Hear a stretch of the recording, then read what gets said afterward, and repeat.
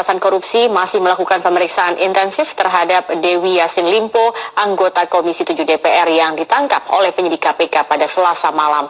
Dalam operasi tangkap tangan tersebut, KPK mengamankan uang senilai 1,5 miliar rupiah yang diduga sebagai uang suap.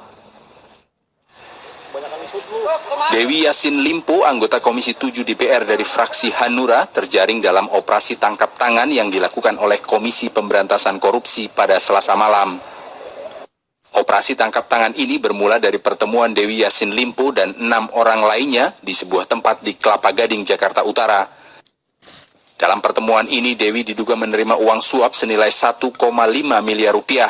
Dewi kemudian bergerak menuju Bandara Soekarno-Hatta dengan maksud terbang ke Makassar, Sulawesi Selatan. Di Bandara Soekarno-Hatta, Dewi disergap oleh penyidik Komisi Pemberantasan Korupsi dengan barang bukti uang senilai 1,5 miliar rupiah. Adik kandung Gubernur Sulawesi Selatan, Syahrul Yassin Limpo ini kemudian digelandang menuju kantor Komisi Pemberantasan Korupsi. Dugaan suap terhadap anggota Komisi 7 DPR yang membidangi masalah energi ini diduga terkait proyek pembangkit listrik tenaga uap di Sulawesi Selatan. Terkait kadernya yang tertangkap tangan oleh KPK, Partai Hanura menyatakan akan mengambil sikap tegas dengan memberhentikan yang bersangkutan dari segala jabatannya di partai dan DPR. Kira sikap partai sungguh sangat jelas ya,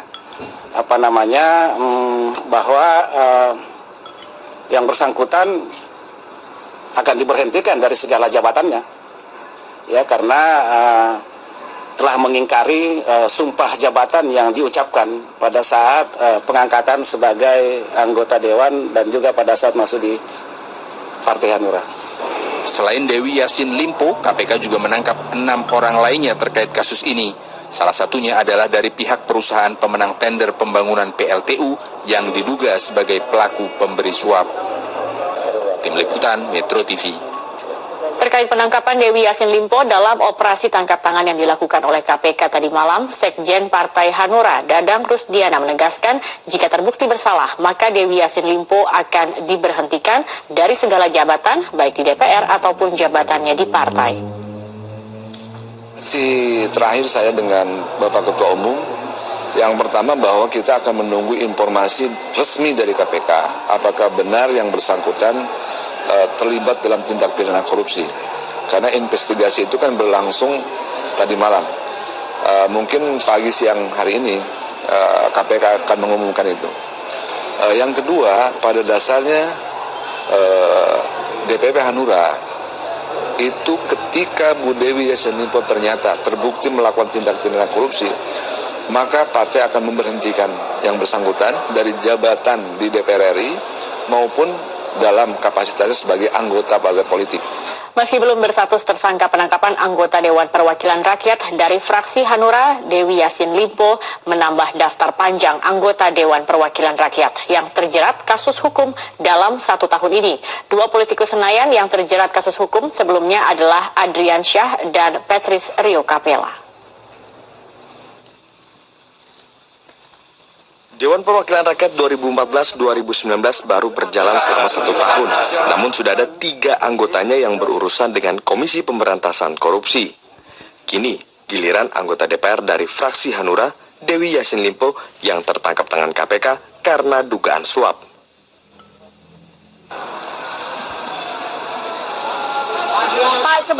Anggota DPR periode 2014-2019 pertama yang berurusan dengan KPK adalah Adriansyah yang berasal dari fraksi PDI Perjuangan. Adriansyah ditangkap KPK pada 9 April di sela-sela Kongres PDI Perjuangan di Bali. Mantan Bupati Tanah Laut itu didakwa menerima gratifikasi dari pemilik saham PT Mitra Maju Sukses terkait pengurusan izin usaha pertambangan. Adriansyah terancam hukuman 20 tahun penjara.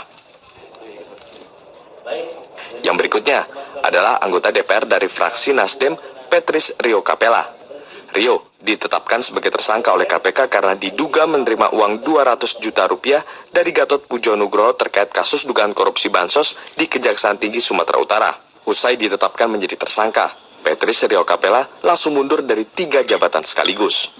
Langkah Patrice Rio Capella yang dengan sukarela mengundurkan diri dari keanggotaan partai dan jabatannya di partai sekaligus mundur dari DPR menuai apresiasi dari lembaga Formapi. Tidak menutup-nutupi ada persoalan Tetapi apa yang dilakukan oleh Partai Nasdem menurut saya adalah barang yang masih langka terjadi di Indonesia sekarang ini.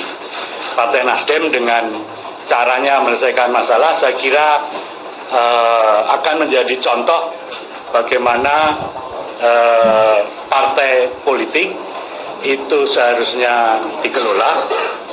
Salah satu prinsipnya harus transparan. Salah satu yang lain adalah